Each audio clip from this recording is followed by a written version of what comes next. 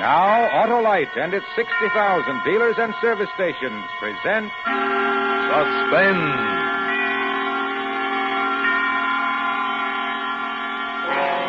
Tonight, Autolite brings you Mr. Ralph Edwards in Ghost Hunt, a suspense play produced and directed by Anton M. Leader.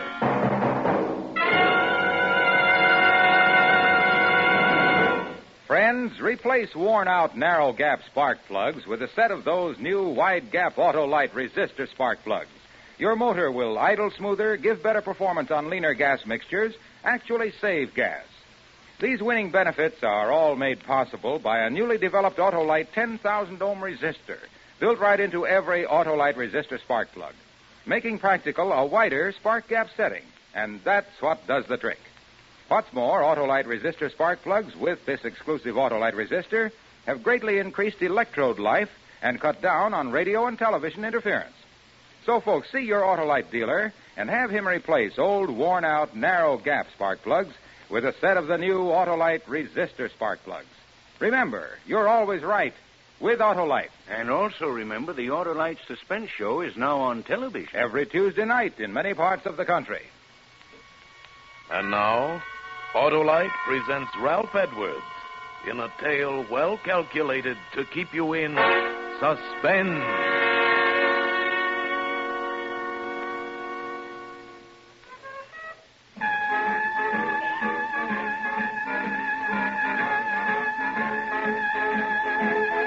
Yeah, didn't that leave you high, huh? Left me feeling treetop tall. That was Louis Armstrong's I Can't Give You Anything But Love. And that's all we have time for on the Hot and Mellow Hour tonight. Yes, this is Smiley Smith, your favorite disc jockey. I hope booting the Hot and Mellow Hour home for this evening. I'll be back again tomorrow night, minus the music, but with a little surprise for you. Tomorrow night, Friday night, as you know, is stunt night here at station WXP, and have I got a stunt for you. Last week, if you remember, I planted my wire recorder in the steam room at a lady's Turkish bath and let you listen in on the playback, remember? Well, tonight, as soon as I leave the studio, do you know where I'm going? Your friend Smiley is going to spend the night in a haunted house on a spook hunt. You heard me. A spook hunt in a haunted house. I'm bringing my little old wire recorder along with me, and if you tune in tomorrow evening at this time, you'll learn what it's like to spend a night in a haunted house. Ain't that something? Yeah. A real haunted house. No kidding. 4 people are known to have committed suicide there. So tune in tomorrow night and share a real thrill with your old pal Smiley. I must be crazy, Smith. Good night.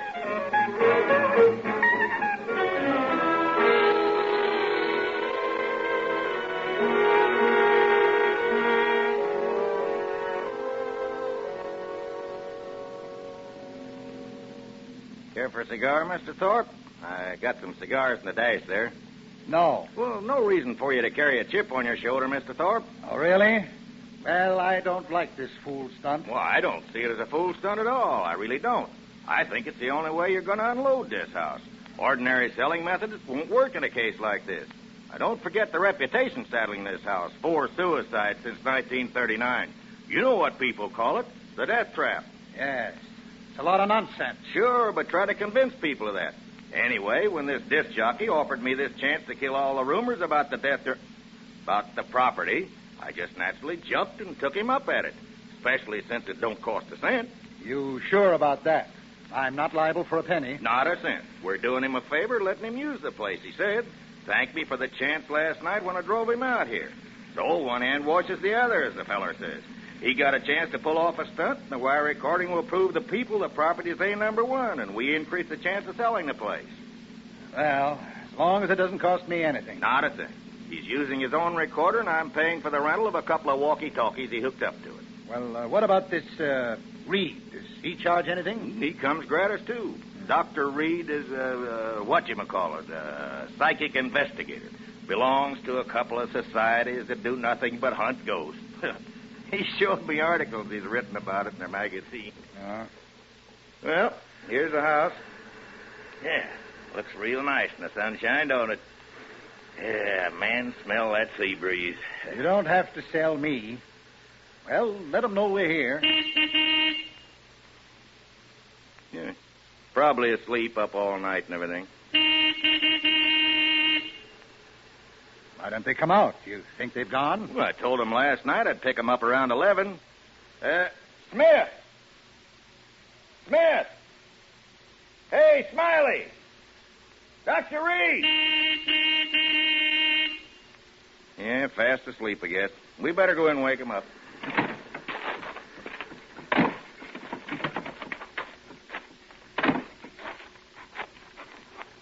Of course, they may have taken the bus back to town. No.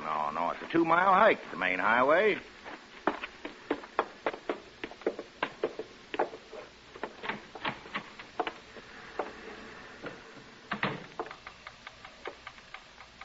Smith! Hey, Smiley. Where are you? Wake up. You don't suppose, do you? Oh, no. Smith. Dr. Reed. What's that clicking noise from in there? Well, it's his wire recorder. He left it running.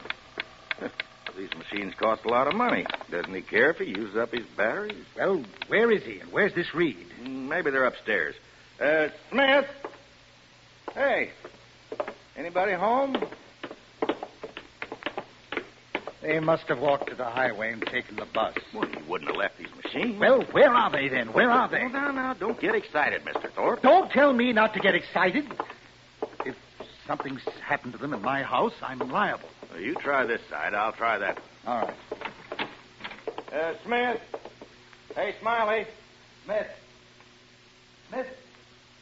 Oh. McDonald, come here. What? What it? Oh, no. Reed. Dr. Reed. No, don't touch him, Mr. Thorpe. You'll get your hands off. Look. Blood. Is he dead? I can still feel his pulse. We better get him to hospital fast.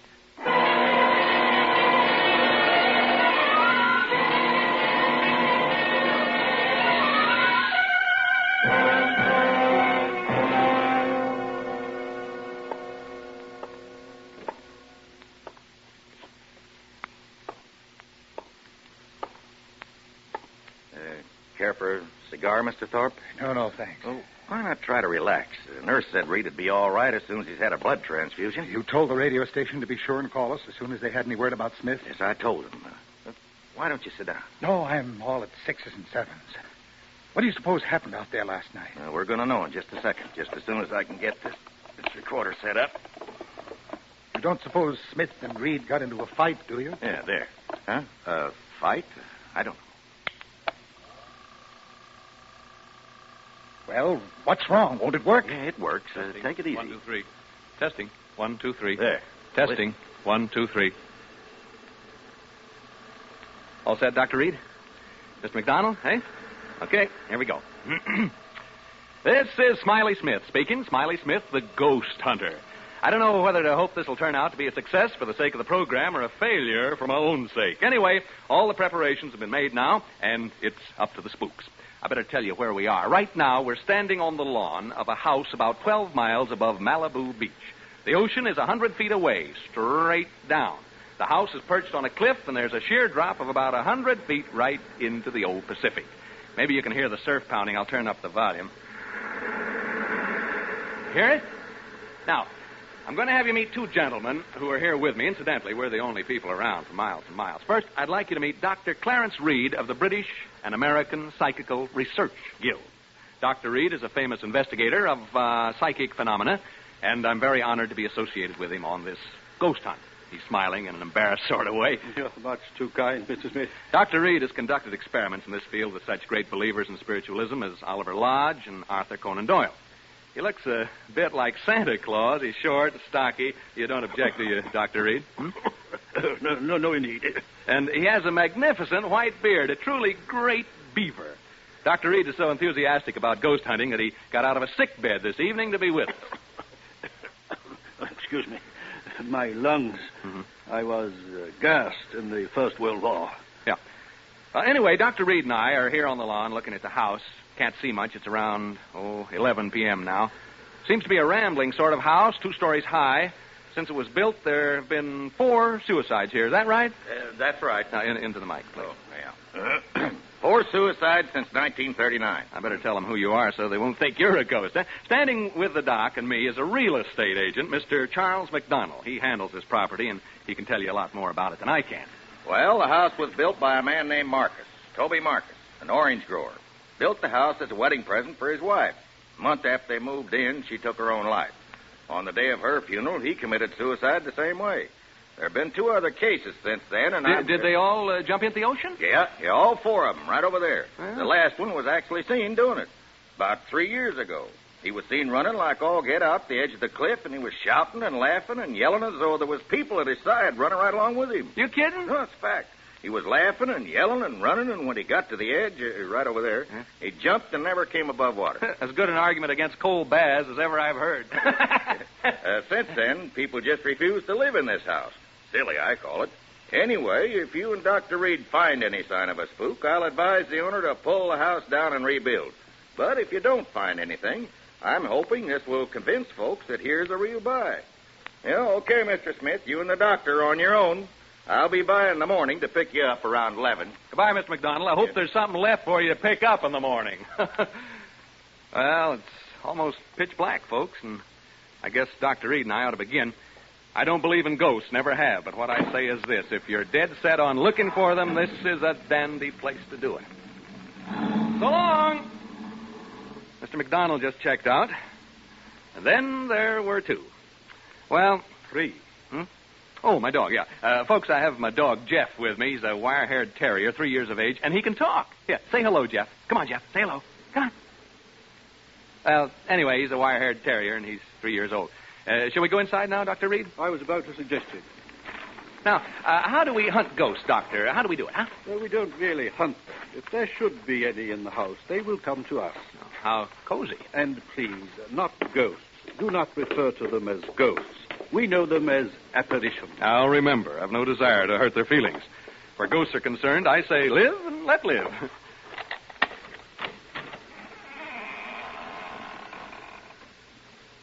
Well, we've opened the front door now. Maybe you heard the hinge squeak a little. Now we're standing here looking in. Can't see much. Smells sort of musty and damp. What's the matter, Jeff? What's the matter, boy? Jeff. Oh, come on now, come on.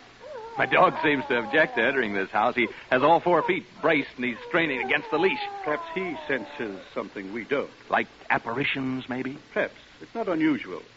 Animals lack the veneer of sophistication we humans possess, and are more sensitive to such emanations. Yeah, come on, Jeff. Now, stop this nonsense. He probably smells a mouse or rat or something. Come on, Jeff. We're going in whether you like it or not. Well, there's a short entrance hall, and over there at the end of it is a flight of stairs leading to the 2nd floor. Jeff! And over here at the left is what seems to be a large reception room. We're entering this large room now. There are windows over there, French windows, and through them I can see the ocean. The electricity hasn't been turned on, so all I have to see by is a flashlight. Not a very powerful one at that. Dr. Reed is now adjusting his walkie-talkie. It's hooked up to my recorder so that he can cut in while he's hunting and tell us what he's found. Here's a few words from Doc before he sets forth on his investigation through the house.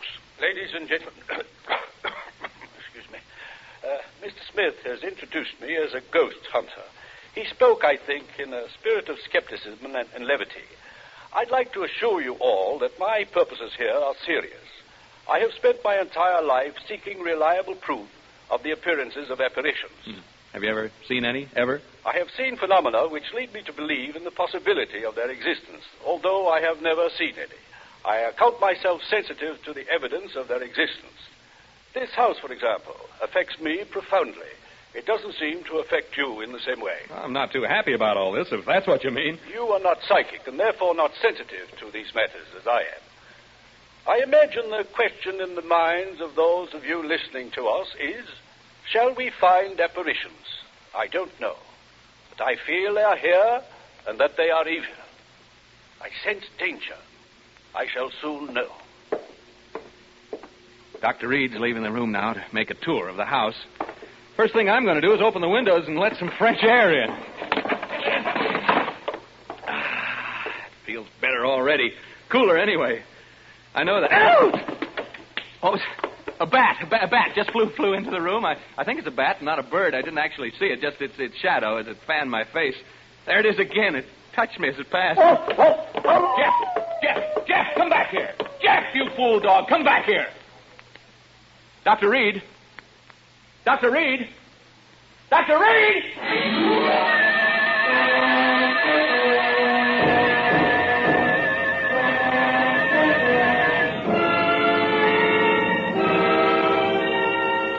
For Suspense, Autolite is bringing you Mr. Ralph Edwards in radio's outstanding theater of thrills, Suspense.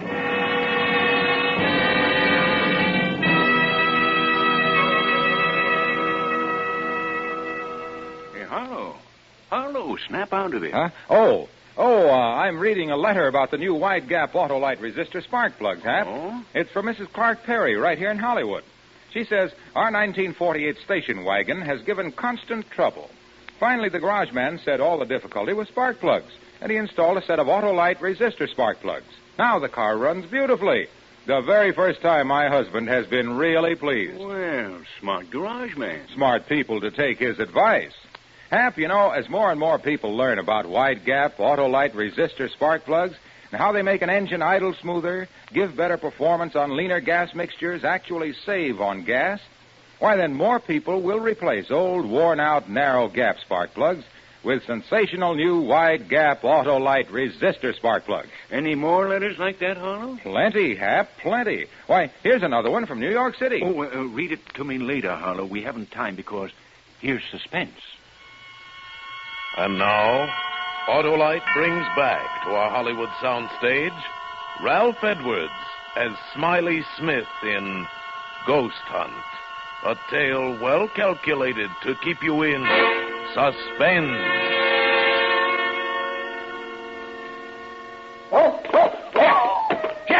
Jeff, come back here. Jeff, you fool dog, come back here. Dr. Reed. Dr. Reed. Dr. Reed!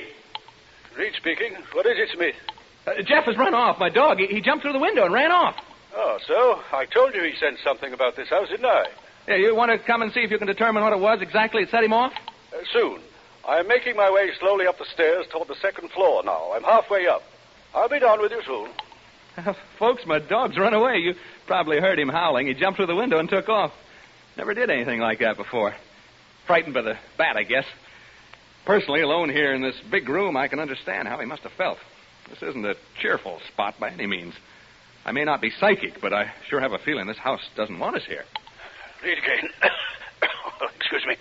I have something of great interest to report. I'm now standing in an alcove on the second floor trying to recover my breath. As I reached the head of the stairs, I felt what I think is a definite psychic manifestation. I felt suddenly as though I had been punched in the solar plexus. That's the only way I can describe it. At the same time, I began to perspire. My head is still swimming slightly, and I have difficulty in swallowing. My pulse rate is around 110 in a minute. The sense of evil is very strong. I feel very, what shall I say, profoundly depressed. Do you want me up there? No, I prefer to remain up here alone. The presence of a disbeliever such as you might interfere with my investigation. Folks, I'd like you to get a picture of what it's like here. It's very quiet, for one thing. I've never been in such a quiet place, and it's pretty dark. No light except my flashlight. Tell you what, you go now and douse all the lights you have on. Go ahead, put out the lights, and that'll give you a clearer feeling of how it is here with me. Go ahead, put out the lights. Hey, did you hear that? The real estate agent told me I'd probably hear rats and mice in the walls. Well, I can certainly hear them now. Even you can hear them, I think. It's as though... Dr. Reed speaking. I've been working my way toward the front room, the one directly above the one in which Mr. Smith is now. The vibrations have become stronger and more pronounced as I approach it. I think I am on the verge of an important discovery. Important discovery. Did you get that? Now I can hear Dr. Reed moving about in the room above. I don't suppose you can. Have a try anyway, huh? Hear him? I hope he finishes his investigation soon because, quite frankly, I'd like to get out of here. I can well imagine people becoming unhinged in this place. Right now I find myself pretty jumpy. Not being very brave, am I? It's being alone in this room down here that does it. This darned old house. It's a very, the atmosphere. It's so very... I wish only to make this hurried report before continuing with the investigation in this room. I have carefully sounded out all the parts in this room, and the emanations are most strong from what appears to be a closet, before which I am now standing. As soon as I open the door to this closet, I will have, I think, a thing of great interest to communicate. I find no key to the lock, and so I will attempt to remove the hinges with my penknife, and I will tell you what I find when I open it. I'll tell you what it would cost to get me to open that door. In the basement at Fort... There's that bat again. It seems to like me the way it keeps... Each time it passes, it touches my face or my neck with its wings. Smelly things, bats. I don't suppose they bathe very often, if at all. I wonder how... Get away, you bat! That bat'll be the death of me. Yeah, it's like a jingle, isn't it? Bat'll be the death of me, the death of me, the death of me. Bat'll be the death of me. It isn't far from London. No, that isn't the way it goes. It's come down to Q in lilac time, in lilac time, in lilac time. Come down to Q in lilac time. It isn't far. I haven't thought of that since I was a kid in grammar school. Gee, I had a lonely childhood when you come right down to it. I mean, that's my affair, isn't it? Yes, it is. It most certainly is. I have succeeded in removing the hinges to the door, and I find inside it is not a closet, but much larger. It is, I think, a dressing room. I have not yet been inside, but I am about to enter. What was I talking about? Bats. Well, the bat flying back and forth in this room. Did you hear that? Did you hear it? Dr. Reed must have knocked something over in the dressing room. A chair, a heavy chair by the sound of it. The chair, or whatever it was, must have fallen right over my head. That's the way it sounded. I can see a small stain forming right on the ceiling, right over my head. Something ran across my foot just a rat, I think it was. I've always hated rats. Most people do, of course. That stain up there bothers me. It's gotten so big so soon. I think I'll take a chance and bother Reed and ask him what it is. Dr. Reed. Reed, can you hear me? Are you all right? Hello? Al, he didn't answer. I think he's just a little bit deaf. I think so. What do you suppose he's found, huh? I'm afraid this is rather dull for you listeners. I'm not finding it so, of course. There. I heard him cough. Did you hear that cough? Hope he's all right. He got out of a sick bed to come here this evening, you know. He was gassed in the First World War, and this place is beginning to get on my nerves a wee bit. Just a teensy-weensy bit. Reed, speaking. Hello? He switched off. That's the bad cough he's got. I feel so lonely. I've been alone so much in my life. Not so much now, of course, but when I was younger, I was alone so much of the time. You know, struggling to get ahead, living in a hall bedroom, wondering where my next meal is coming from. I get the blues just remembering it. Seem sad, young people having to spend so much time alone. Sad for old people, too, of course. I'm saying of course a lot. Of course I am. Hey, that stain on the ceiling, it's grown amazingly. It's actually beginning to drip. Form bubbles. They'll start dropping soon. Colored bubbles, they seem to be. Odd-shaped stain, like a body lying on its back with its arms stretched out. It's cheerful. Oh. I'll certainly advise Mr. McDonald to have this place pulled down. I'll go upstairs in a minute or two to see how Dr. Reed's making out. You know, listeners, I really believe I go completely crazy if I had to stay here much longer. Wears you down. That's exactly what it does. It wears you down. It's so close and musty in here. I feel sort of trapped. Don't know why I said that. That's what they call this place, you know, the death trap. There, what did I tell you? That stain started to drip drops. Drip drops. Drip drops. Drip drops. Drip. I'll catch the next one in my hand. Reed! Dr. Reed!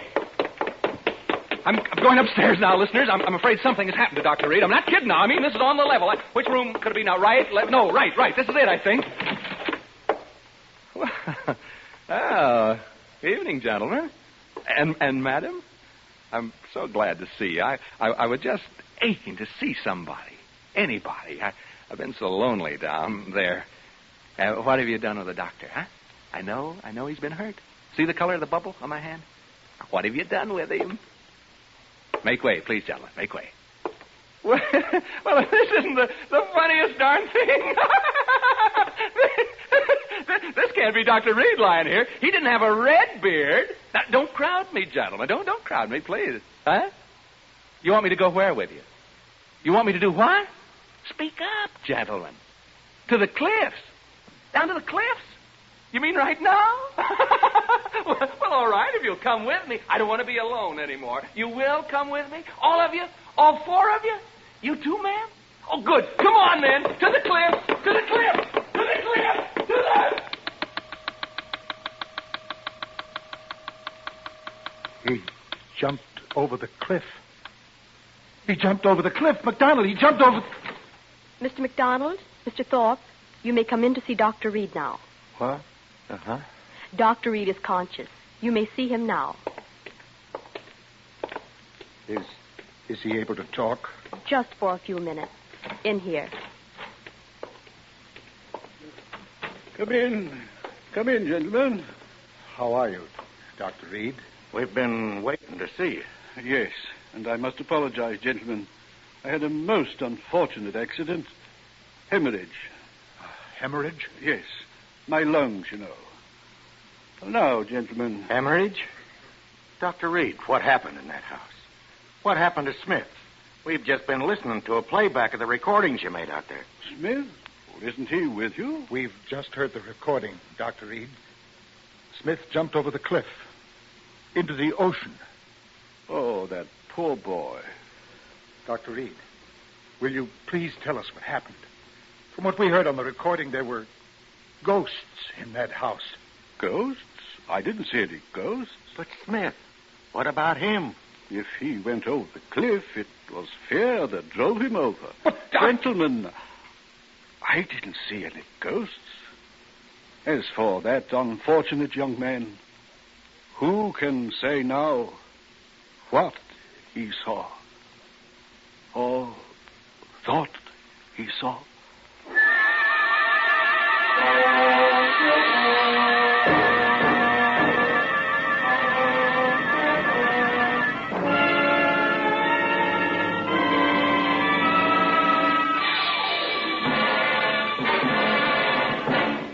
Thank you, Ralph Edwards, for displaying your versatility by appearing as guest star on Suspense. Say, Harlow, that Edwards does everything. Hap. No does. Don't use that word on our Autolite show. Oh, come now, Harlow. I can make you use that word, as you call it. How? Now, don't you say that Autolite resistor spark plugs make your car engine idle smoother? Yes, but... And your car gives better performance on leaner gas mixtures. Saves gas. Sure does. I mean, does. Aren't we devils? Ralph, you tricked me. Well, anyhow, it does my heart good to tell people that Autolite resistor spark plugs are ignition engineered by Autolite, which makes more than 400 products for cars, trucks, airplanes, and boats in 28 plants from coast to coast. Autolite also makes complete electrical systems for many makes of America's finest cars. Batteries, spark plugs, generators, starting motors, spark plug wire, battery cable, coils, distributors. All ignition engineered to fit together perfectly, work together perfectly because they're a perfect team. The lifeline of your car.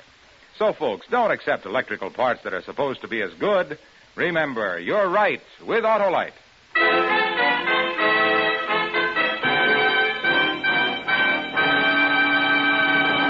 And now here again is Ralph Edwards. I want to thank Tony Leader and his great cast of actors for helping to make my appearance on Suspense a very pleasant consequence.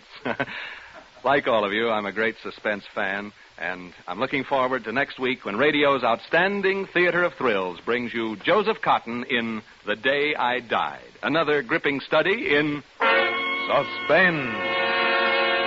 Tonight's suspense play was adapted for radio by Walter Newman from an original story by H.R. Wakefield with music composed by Lucien Moraweck and conducted by Lud Gluskin. The entire production was under the direction of Anton M. Leader. Make it a point to listen next Thursday to Suspense. Radio's outstanding theater of thrills. Remember, next Thursday, same time, hear Joseph Cotton in The Day I Died.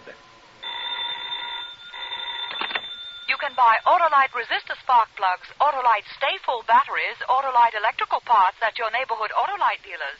Switch to Autolite. Good night. This is CBS, the Columbia Broadcasting System.